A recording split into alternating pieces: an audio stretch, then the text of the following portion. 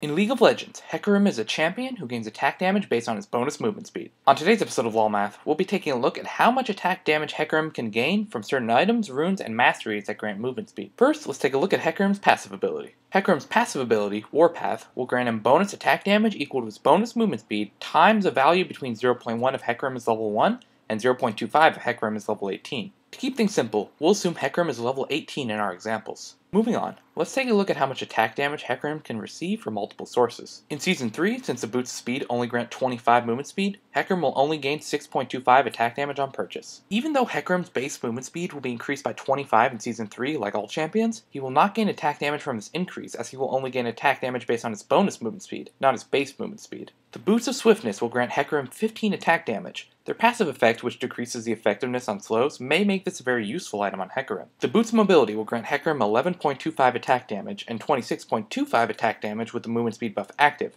not taking the movement speed cap formula into account. However, since the boost of mobility will cause Hecarim's movement speed to be above 415, he will only be granted 24.5 attack damage when the movement speed buff is active, due to the diminishing returns. Now that we've covered boots, let's move on to other movement speed bonuses. For each bonus, we'll take a look at Hecarim with 3 different movement speed values. Hecarim with Mercury's Treads, Hecarim with the boots of swiftness, and Hecarim with the boost of mobility buff active. The Alacrity boot upgrade will grant Hecarim an additional 3.75, 3.5, and 1.25 attack damage. However, one should keep in mind that other percentage-based movement speed bonuses will benefit from the flat Alacrity movement speed bonus. In order for the Alacrity upgrade to become cost-effective, Hecarim will need to have a percentage-based movement speed bonus greater than 3%, 7.5%, and 6%. The Furor boot upgrade will grant Hecarim an additional 10.61, 10.22, and 9.75 attack damage while the movement speed bonus is active. The Home Guard boot upgrade will grant Hecarim an additional 106.25, 108.13, and 111.5 attack damage while the movement speed bonus is active. Both Azeel and Phantom Dancer will grant Hecarim an additional 4.88, 4.55, and 4.5 attack damage. The active ability on Youmuu's Ghostblade will grant Hecarim an additional 16.85, 16.7, and 14.25 attack damage. A Zephyr will grant Hecarim an additional 9.05, 8.6, and 8.63 attack damage. Shirelia's Reverie will grant Hecarim an additional 28.25, 27.13, and 25.5 attack damage. 3 movement speed quintessences will grant Hecarim an additional 4.39, 4.15, and 2.3 attack damage. The Nimble Mastery will grant Hecarim an additional 2.93 and 2.7 attack damage. Overall, Hecarim's passive ability can become quite useful with the Season 3 boot upgrades and most items.